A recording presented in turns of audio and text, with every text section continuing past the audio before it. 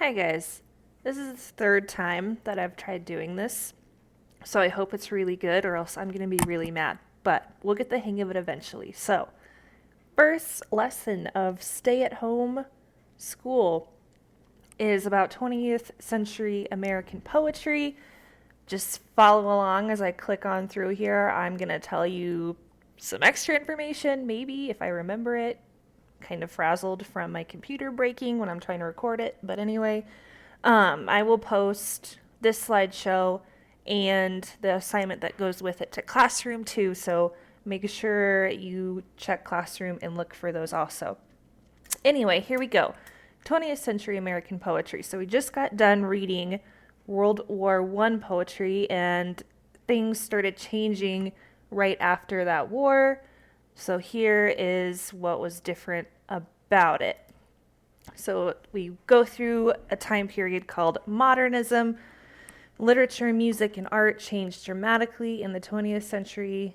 This shift was due to urban, so that means like the city growing, and technological development. So we have a lot of big business stuff going on, stock market stuff, and the roaring 20s are happening. Increased crime, poverty, and racism are also happening, though, which is not good. But as we have talked about with poetry, bad things usually lead to a lot of good poems. So, World War I ends. Americans feel totally lost because they just went through this horrible war. Now they're back home, and we don't know what to do. The Harlem Renaissance captures the voices of Black Americans through the poetry of Langston Hughes and Countee Cullen. If you're interested in the Harlem Renaissance, I think you've talked about it in history. Don't worry. We are going to be looking at that for our next for our next poem. The Harlem Renaissance is also a part of this modernism movement. So also the Great Depression is inspiring writers like John Steinbeck. Probably means nothing to you right now, but when you get to high school, you'll probably have to read a book called Of Mice and Men.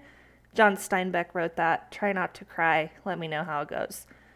Anyway, World War II, the Holocaust, and atomic warfare are all creating horror and fear within the public.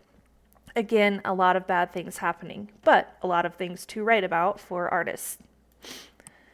So characteristics of modern poetry is going to be a little different than what we're used to. It's very open to your interpretation. So you're going to read through them and you're going to be like, what was that all it was about?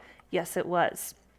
Plots lack exposition, transition, and resolution, which technically means there's not really a plot at all.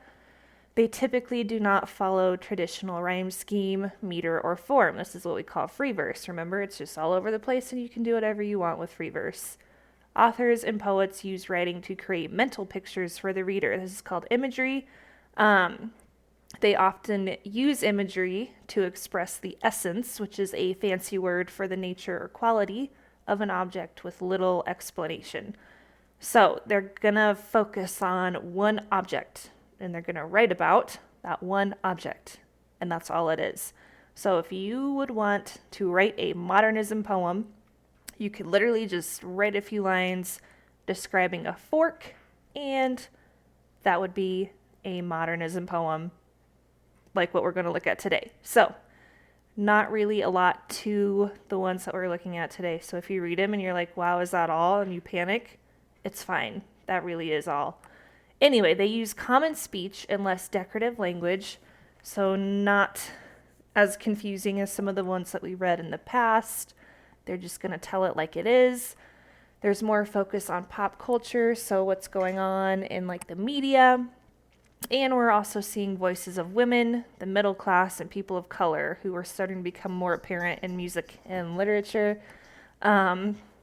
So they would not have written much in the past, and now during this movement, they're starting to more. So William Carlos Williams is the poet that we're reading today. I told you there would be a lot of Williams in poetry. This dude literally has William in his name twice. I told you so. Anyway, he is a doctor and a poet, so smart dude. He's from New Jersey. He believed that the common experience contained seeds of the extraordinary. So he would look at a simple object, like a fork, And he would go on this journey to talk about why it's just such an amazing thing that's a fork. I'm sorry if you can hear my cat running around in the background. I'll try to ignore her, but she's thrown me off a little bit. Anyway, so he would look at a random object, write a poem about it, and that's about it. There's no deeper meaning to it. He just would find the cool things in normal objects.